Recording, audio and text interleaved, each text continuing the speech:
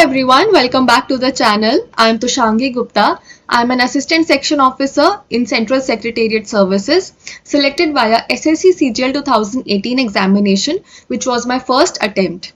And in my first attempt, I scored 47.5 in prelims out of 50 and 196 out of 200 in mains. This was my score in my very first attempt. So in this video, I am going to share my strategy with you all, which is relevant as per the current pattern of examination. So let us begin the video.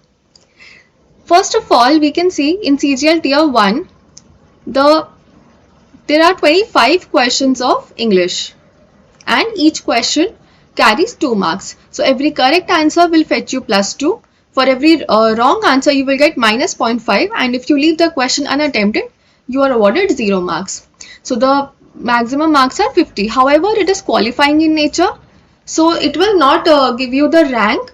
But yes, it is very important to score well so as to qualify the prelims examination.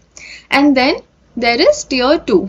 In Tier 2, as you can see, we have maths, reasoning, English and GS.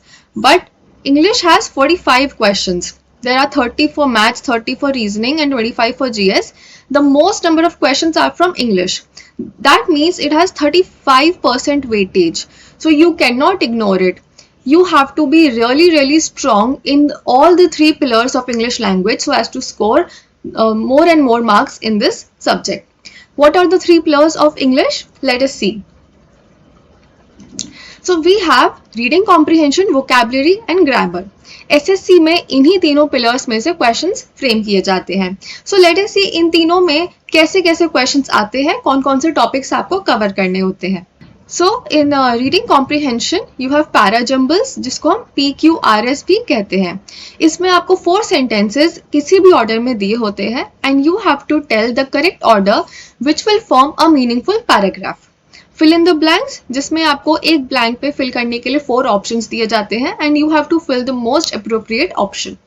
Then cloze test, इसमें भी fill in the blanks होते हैं but in a passage. एक passage में कुछ blanks होते हैं and you have to fill in the blanks. And comprehension, जिसमें कि एक पैसेज आता है और फिर उसके 4 क्वेश्चंस आते हैं जो आपको आंसर करने होते हैं.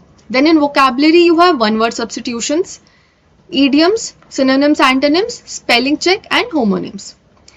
1 word substitution are जो बहुत सारे वर्ड्स के लिए एक वर्ड होता है, जैसे कि one who has the mania of stealing, kleptomania, kleptomaniac, that person is called kleptomaniac.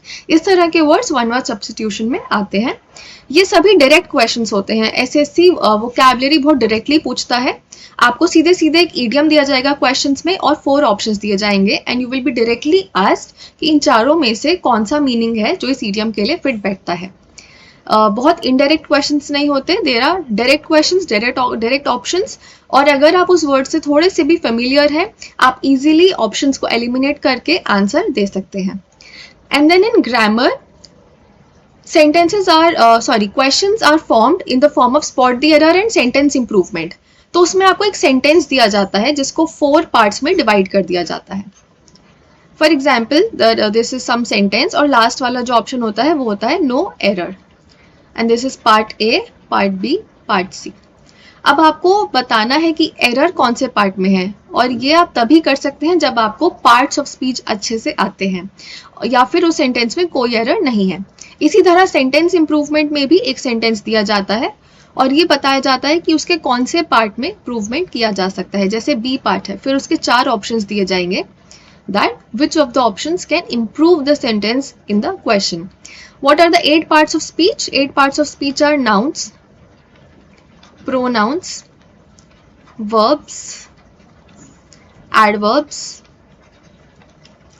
adjectives, prepositions, conjunctions and interjections.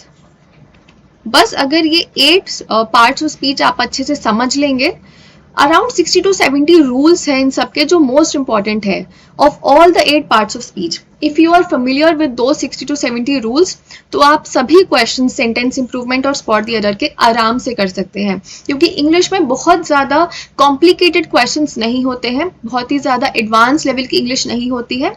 Basic language skills आपको आनी चाहिए.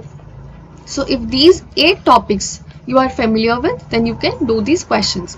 And then there are active and passive voice and narration. इसके भी एकदम direct questions होते हैं. एक sentence दिया जाता है एक्टिव वॉइस में and you have to mark the correct passive voice of the sentence. Narration में भी सिंपली एक सेंटेंस दिया जाएगा डायरेक्ट स्पीच में और आपको 4 सेंटेंसेस दिए जाएंगे इनडायरेक्ट स्पीच में और vice versa and you have to mark the correct option.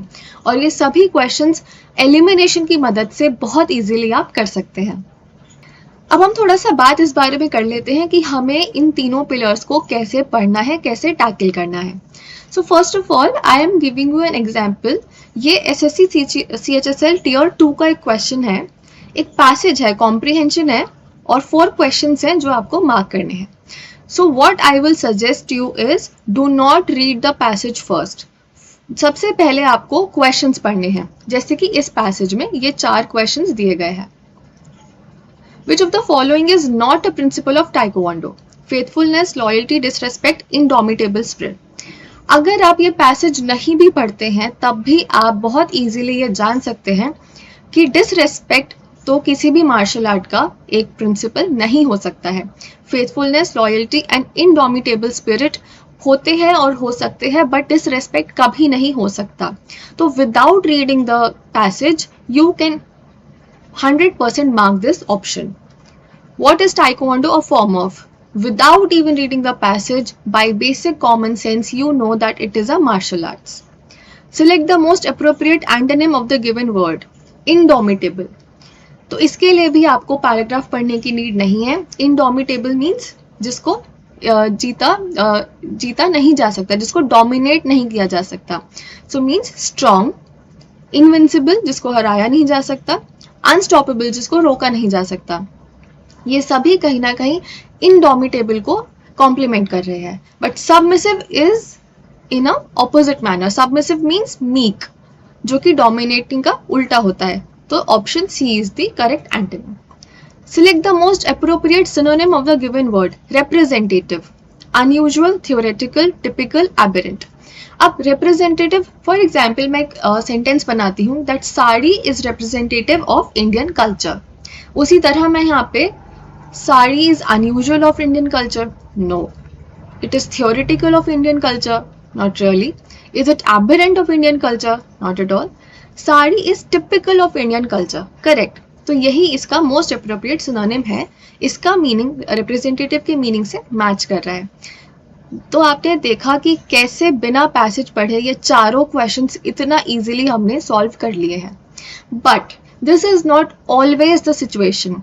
Also ये CHSL है, मे बी CGL में आपको थोड़ा एक लेवल हाई पैसेज या क्वेश्चंस मिलेंगे, उसमें आपको पैसेज पढ़ना पड़ सकता है. जैसे अगर आपसे क्वेश्चन में पूछ लिया है कि what is the tone of the passage, then you will have to go through the passage. अगर आपसे कह दिया है कि suggest a suitable title for this passage, या what is the genre, या what is the tone of the author, is it critical, is it analytical. तो इस तरह के questions में आपको पैसेज पढ़ना पड़ सकता है और बहुत अच्छे से उसको एनालाइज करना पड़ता है. But most of the times and if you are lucky तो आपको इस तरह के सिंपल पैसेजेस भी मिल सकते हैं. If I have to recommend one book for practicing the questions, then I would go with Pinnacle SSC English. It has all the latest questions. जब से TCS वेंडर बना है एग्जाम को कंडक्ट करने के लिए, तब से अब तक के जितने भी questions SSC CGL, CHSL, CPO, steno and selective जो सिलेक्शन पोस्ट जो होती है, उन सब में जितने भी क्वेश्चंस आए हैं वो सभी इस बुक में कवर्ड हैं. और जो बेस्ट पार्ट है इस बुक का कि इसमें एरर्स बिल्कुल भी नहीं है. There are minimal to no errors. पहले जो बुक्स मार्केट में आती थी उनमें एरर्स बहुत ज़्यादा होते थे एंड देन आपको लगता था कि आपने गलत ऑप्शन मार्क किया है. फिर आप किसी से पूछते थे, कंफर्म करते थे एंड देन आपको पता चलता था that the book has some misprint. So आप इस तरीके से इस बुक में आपका टाइम बिल्कुल वेस्ट नहीं होगा. This book is priced eight 499 for English medium book and 489 for Hindi medium book if you check it on Amazon, which is a little bit high, but the quality of the book is really nice and there are no errors. और इस पे पूरा का पूरा chapter wise compilation है in both the mediums. So it is a really nice book. I highly recommend it for practicing questions of previous year. And how many questions are there? There are around 7600 questions. इस तरीके से इसमें पूरा compilation आपको book में मिल जाएगा from 2018 to 2023। तब से लेके अब तक के सारे क्वेश्चंस आपको इसमें टॉपिक वाइज मिल जाएंगे। And as you can see spot the error और सेंटेंस इंप्रूवमेंट है, ये पार्ट आपका ग्रामर में आता है। देन नरेशन एक्टिव ये भी ग्रामर में ही आता है। Then para jumble, fill in the blanks, cloze test and comprehension, ये सब आपका रीडिंग कॉम्प्रिहेंशन में आता है। And then all of these are vocab. पूरा एक कंपाइलेशन आपको हर एक चैप्टर से इजीली मिल जाएगा with the explanation in the solution. Solution में आपको बहुत अच्छे से एक्सप्लेनेशन भी मिल जाएगा उस क्वेश्चन के आंसर का।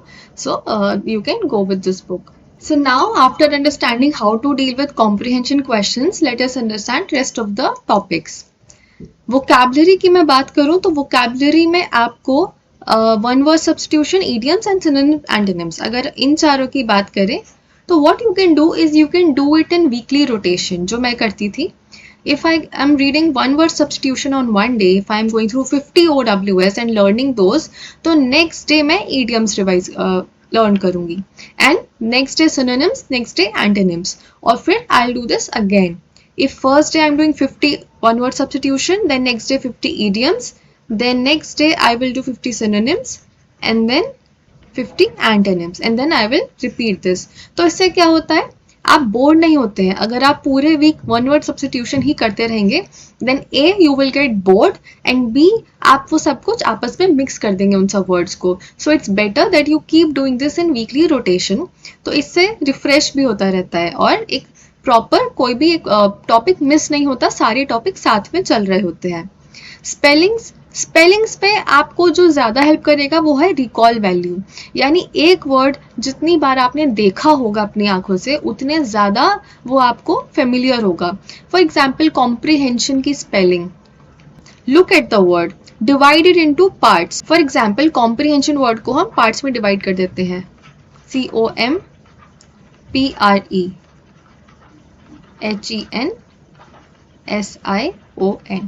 COMPREHENSION, comprehension. Always learn the word, the spelling by dividing it into parts. जैसे substitution है तो substitutions, तो पहला आपका पार्ट हो गया substitution. It becomes much more easier for pronunciation also. आपको easy पड़ता है substitution. It is easy to pronounce, to learn and to write the spelling. While studying, do active study. Do not just do passive study कि आपने video खोल के laptop पे चला दी है और बस आप उसे देख रहे हैं। Active study involves more and more of your senses, your sight, sound, speaking, writing, all of this. Read the word, write the word, speak the word and listen to the word, and that is how you can master spellings. Vocabulary के लिए मैंने sources क्या follow करे थे? This is my favorite book, Word Power Made Easy. I think किसी भी इंसान को किसी भी एग्जाम के लिए या सिर्फ एग्जाम के लिए नहीं, लाइफ में इंग्लिश में वोकैबुलरी अच्छी करनी है, I think that person should start with this book. इस बुक में आपको रूट वर्ड्स के माध्यम से समझाया गया है। So what exactly are root words? किसी भी वर्ड में इसके पहले एक प्रीफिक्स लगाया जाता है और बाद में एक सफिक्स लगाया जाता है, आइदर ओनली प्रीफिक्स और ओनली सफिक्स और ऑल थ्री। और इस तरीके से इंग्लिश लैंग्वेज में वर्ड्स बने हुए होते हैं। मोस्ट ऑफ द वर्ड्स में आप ये चीज़ ऑब्जर्व करेंगे। I am taking the example of anthropology. अब एंथ्रोपोलॉजी में अगर आप देखें तो एंथ्रोपो ये एक रूट वर्ड है ह्यूमंस के लिए, ह्यूमन और Mankind.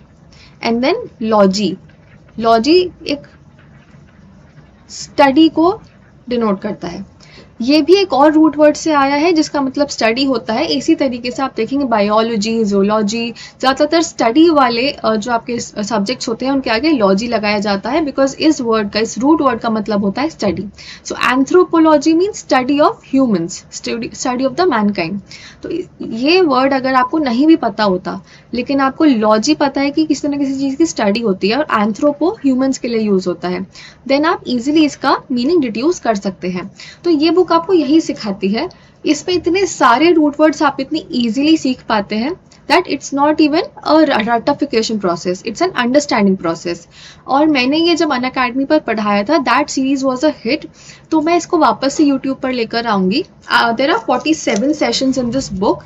So instead of 47, I have compiled this in 12 to 13 parts. So in 12 to 13 videos, you can complete this book entirely. Those will be short videos, not very long videos. In 12 to 13 short videos, आपकी पूरी book, इसके सारे sessions complete हो जाएंगे. I am going to make that soon. तो इस तरीके से वोकैबुलरी का एक फाउंडेशन आपका बिल्ड हो जाएगा. और उसके बाद कौन कौन सी बुक से आप कर सकते हैं? ब्लैक बुक आती है मार्केट में, ब्लैक बुक से आप वोकैबुलरी कर सकते हैं. नहीं तो पिनाकल पब्लिकेशंस की बुक आती है. And there are so many books जिनसे आप वोकैबुलरी एसएससी की कर सकते हैं. And then let us come to grammar. तो ग्रामर में जैसे मैंने आपको पहले बताया था कि ये सारे जो 8 पार्ट्स ऑफ स्पीच हैं ये आपको आने चाहिए. और मैंने कहा था कि 60 to 70 रूल्स हैं विच आर मोस्ट इम्पॉर्टेंट. अगर आपको वही अच्छे से आते हैं, क्योंकि एसएससी में क्वेश्चंस या जो टाइप ऑफ क्वेश्चंस है थोड़ा रेपिटेटिव होता है, तो अगर आप उनको समझ के उन पे बेस्ड PYQs कर लेते हैं अच्छे से practice, then you can easily tackle the questions. तो इस पे भी मैं कमिंग फ्यूचर में वीडियो बनाऊंगी जिसमें मैं वो सारे रूल्स कवर करूंगी. एट प्रेजेंट इस तरह की वीडियोस बहुत सारे एजुकेटर्स ने यूट्यूब पे अपलोड करी हुई है. अगर आप इस तरीके से कोई टॉपिक डालते हैं यूट्यूब पे, you will gate many videos, you can study from any of the video. बाकी नीतू सिंह मैम की बुक आती है, वो काफ़ी अच्छी है ग्रामर के लिए. उसके first 15 chapters, Neetu Singh volume 1 के first 15 chapters more than enough है अगर आपको ग्रामर में अच्छा स्कोर करना है. रेनन मार्टिन की बुक भी आती है, but that is not necessary, और वो एसएससी सेंट्रिक नहीं है. ये जो बुक है ये एसएससी सेंट्रिक बुक है, इसलिए आई वुड से कि you go with this book. फिर एक्टिव, पैसिव और नरेशन भी ज़्यादा से ज़्यादा प्रैक्टिस से आप कर सकते हैं. मैंने सिर्फ यही बुक्स फॉलो करी थी, Neetu Singh volume 1 and word power made easy, और वोकैबुलरी भी मैंने प्रीवियस ईयर क्वेश्चन से ज़्यादा प्रैक्टिस करी थी. बहुत ज़्यादा सोर्सेज नहीं रखने चाहिए आपको. Keep your sources limited but revise them over and over again. You do not have to hold so many books. जितनी बुक्स हैं 3 से 4 बुक्स, उन्हीं को ही आपको बहुत अच्छे से रिवाइज करना है, ज़्यादा से ज़्यादा क्वेश्चंस की प्रैक्टिस करनी है, and you are good to go. Last but not the least, I would like to say that English is a language. तो ये आप कुछ शॉर्ट टर्म में अच्छा नहीं कर सकते हैं, आपको पेशेंटली इसके साथ डील करना होगा. Over a period of time आप इसको धीरे धीरे स्ट्रॉन्ग कर सकते हैं. हिंदी मीडियम स्टूडेंट्स को भी इससे डरने की कोई ज़रूरत नहीं है. एसएससी बहुत बेसिक लैंग्वेज स्किल्स के क्वेश्चंस पूछता है. आपको इंग्लिश में मास्टरी की या PhD की ज़रूरत नहीं है. You just have to learn some basic rules of English grammar. Vocabulary में आपको एक अच्छा बैंक प्रिपेयर करना है, अपना अच्छा वोकैब बैंक. उसको आप यूज़ कीजिए डे टू डे लाइफ में. जो भी वर्ड्स आप सीखते जा रहे हैं उनको यूज़ कीजिए. न्यूज़पेपर पढ़िए, एडिटोरियल्स पढ़िए. Do not read trash articles, read good editorials जहाँ पे आपको नए नए वर्ड्स पता चलें. एंड यूज़ दोज वर्ड्स जो ईडियम्स हैं, use those word idioms with your friends. उस तरीके के ऐप्स आप इंस्टॉल कीजिए फ़ोन में जिसमें आपको वोकैबुलरी के गेम्स मिलें. जब भी आप किसी लर्निंग को फन बनाते हैं तो 10 टाइम्स बेटर आप एब्जॉर्ब कर पाते हैं. So always make your learning a fun process. Play vocab games. अपने फ्री टाइम में आप फ्लैश कार्ड्स देखिए, उनसे रिवाइज कीजिए. इस तरह के बहुत सारे ऐप्स आते हैं. So that's it for this video. That's all I had to share for this one. I will keep coming with more content and more videos for you. Tell me in the comments down below which video would you like me to make. This is Tushangi signing off. We'll see you in the next video. Bye.